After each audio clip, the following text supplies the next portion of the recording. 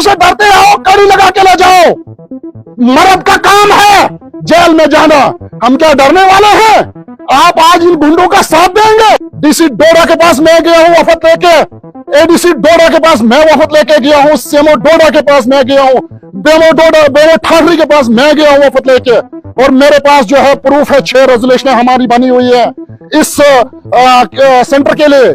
बदकिस्मती की वजह से एमएलए साहब को मिसलीड किया गया है और वो बार बार कह रहे हैं कि डीसी साहब ने फेवर किया किसी अपने दोस्त को। इसमें मेरी कोई इन्वॉल्वमेंट नहीं है। कमेटी ने रिकमेंडेशन दी और यहाँ के मौजूद लोग साथ में थे उसको, जो कमेटी के लोग आए थे। I was not present here. ठीक, तो एक बार बीएमओ मैडम यहाँ पे आई, मैंने उनको बताया कि मैडम कोशिश कीजिएगा जहाँ पे सेंटर है वहीं पे रखिए, उसको रिपेयर कीजिएगा। जब यहाँ पे मैडम आई थी और बाकी भी लोग यहाँ पे साथ में थे।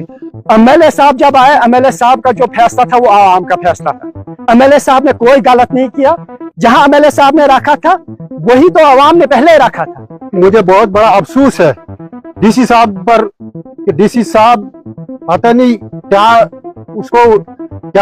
उसने उसको खिलाया है, क्या पिलाया है। एक तरफ से पूरी आवाम है और एक तरफ से डीसी साहब एक आदमी के फेवर में बात कर रहे हैं और बाकी आवाम को दबा रहे हैं। इस पर बड़ा अफसोस है मुझे। वैसे तो सुनने में आया, देखने में भी आया था, डीसी साहब बहुत अच्छे आदमी थे।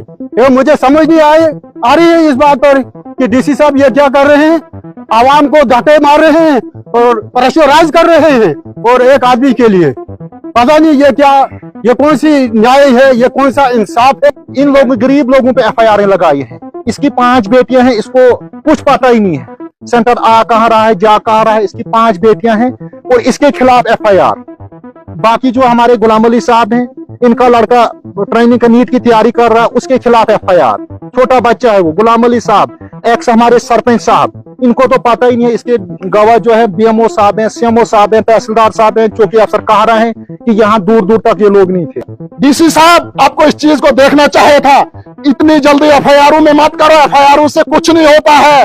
गरीब पे जुल्म करोगे तो ऊपर वाला जुल्म करेगा। हमें बड़े अफसोस से आज कहना पड़ता है कि डीसी साहब ने एक आदमी को इन्वॉल्व करके उसमें 99% आवाम को ठुकरा कर एक आदमी की सपोर्ट को लेकर बहुत बड़ा डिस्प्यूट हमारे गांव में भाईचारा खत्म होने को तैयार है। इस बात की और हमारी आज आपके माध्यम से एलजी साहब से गुजारिश है कि इस डीसी को यहाँ से फौरन हटाया जाए, डिस्ट्रिक्ट डोडा से इसको हटाया जाए। क्योंकि अगर ऐसे ऑफिसर डिस्ट्रिक्ट के अंदर रहे तो शुरुआत हमारे केंचा से हो गई भाईचारा खत्म करने की, तो आगे पता नहीं क्या होगा। हमारी बहुत बड़ा गुजारिश है एलजी साहब से कि वो इनको यहाँ से फौरन हटाया जाए। जिसके मकान में वो एक सेंटर था, 4 साल से किराया बंद है। एक लटा आदमी है, गरीब आदमी है, मजदूर आदमी है, उसका किराया बंद, उससे लोन निकाला, बिल्डिंग बनाई किसके लिए? हेल्थ डिपार्टमेंट के लिए। बिल्डिंग गिरी, उसको ना वो ना ये लोन भी बकाया उसको और ना उसका किराया, उसे कोई नहीं देखता है। डिप्टी कमिश्नर डोडा जो है वो इंसाफ नहीं बल्कि इस गरीब आवाम पे जुल्म कर रहे हैं। इस गरीब आवाम को एफआईआर लगाई गई, इनके बच्चों का नहीं सोचा। जो बच्चे तालीम याफ्ता है उनका नहीं सोचा।